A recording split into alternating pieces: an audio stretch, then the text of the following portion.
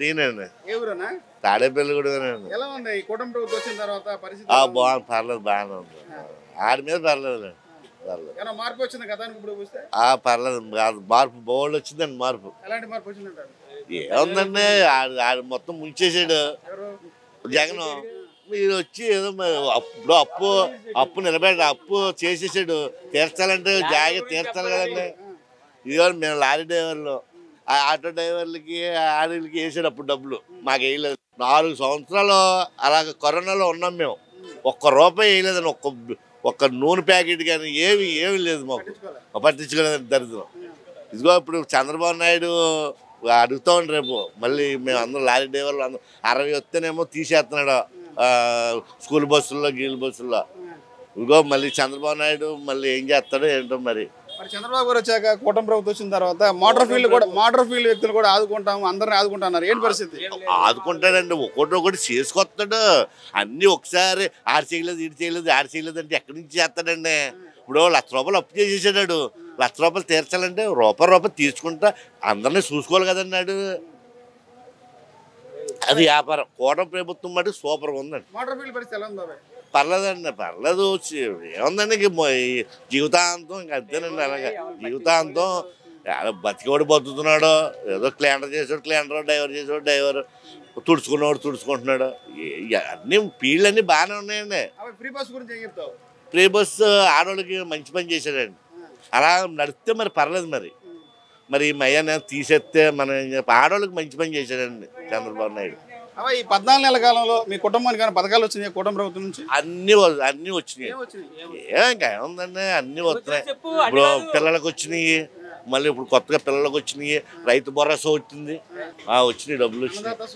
అన్నదాత సుఖీబాబు వచ్చినాయి డబ్బులు 7,000 వచ్చినాయి. పవన్ కళ్యాణ్ గారి పనితీరు ఏదండి? పవన్ కళ్యాణ్ గారి పనితీరు డిప్యూటీ సీఎం బాగానే ఉంది కదండి, బాగానే చేస్తున్నాడుగా. పరిపాలన పట్టించుకోవడం వాళ్ళ దొంగ నా కొడుకులండి. వాళ్ళ మాటలు అసలు వినొద్దు. జగన్ అరెస్ట్ చేస్తారండి, నిజంగా అరెస్ట్ చేసేయాలండి, చేసేసి లోన పడ జరిగిందా? చేసే ఉంటాడండి. బోళ్ళు ఏదో బ్రాండ్ అమ్మే కదండి, బోళ్ళు లక్షల మంది చచ్చారు. ఇప్పుడు చంద్రబాబు నాయుడు ముందు 3 కోట్ల దగ్గర సాము హ్యాపీగా వెళ్తుంది. డైలీ 3 కోటలు వేస్తానండి నేను. డైలీ పొద్దున్న సాయంత్రం వేస్తాను. ఫ్రీగా ఉంటుంది. పొద్దున్న లెగితే అది 1 కోట తాగితే ఆవేశం వచ్చి చచ్చిపోయేవాడు. క్వాలిటీ అంటే అందులో ఇష్టం కలిపేస్తాడండి.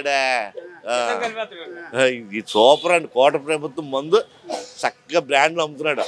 ఏ బ్రాండ్ కలితే ఆ బ్రాండ్ అమ్ముతుంది.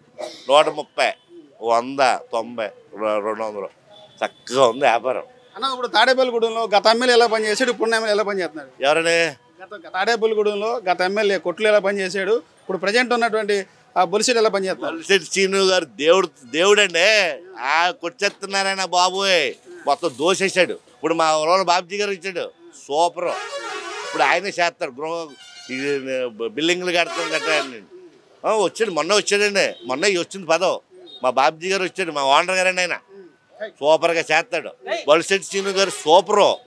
లేనోడికి 10 రూపాయలు పెట్టి, పదవిలో లేనప్పుడు కూడా 10 రూపాయలు పెట్టాడండి.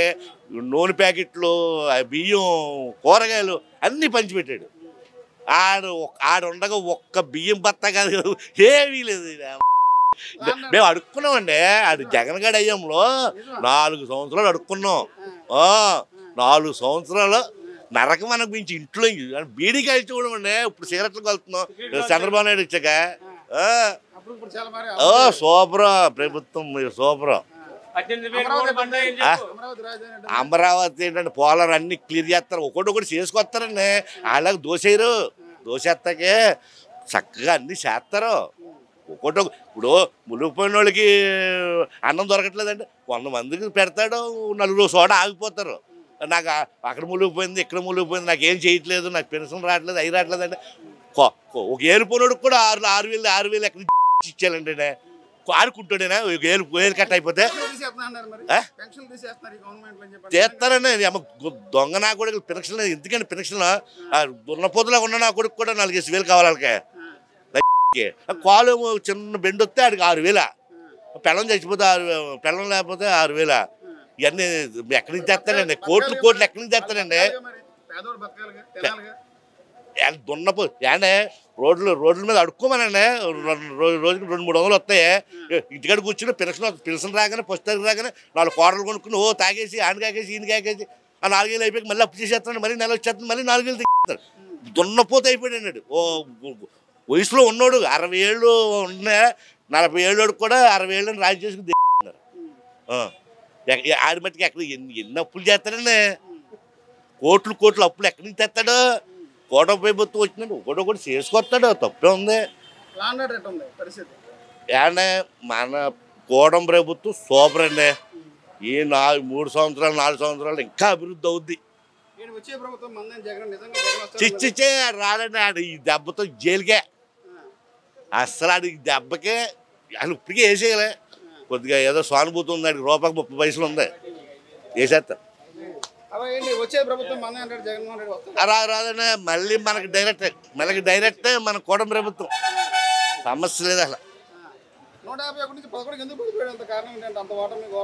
అంత మంచి పని చేశాడు మనకి, అంత మంచి పని చేశాడు కాబట్టి ఒకసారి పడిపోయాడు.